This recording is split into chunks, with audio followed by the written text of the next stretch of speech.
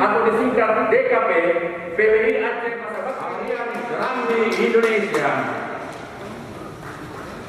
Dan Ketua M. Nasir Nurdin D. Aceh.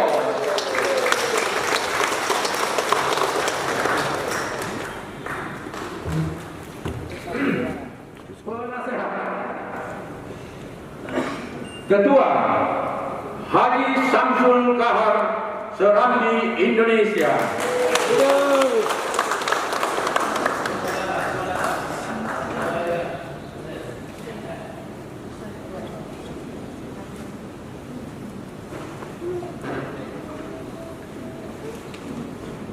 Wakil Ketua Dr. Haji Mustaman Ali MPD.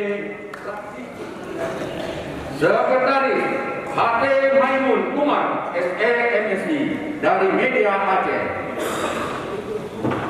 Anggota Dr. Andes Haji Dahlan PH Aceh TV. HTM Yusuf BPA dari Media Nas.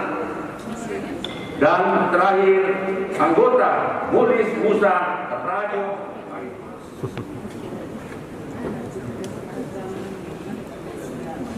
Selanjutnya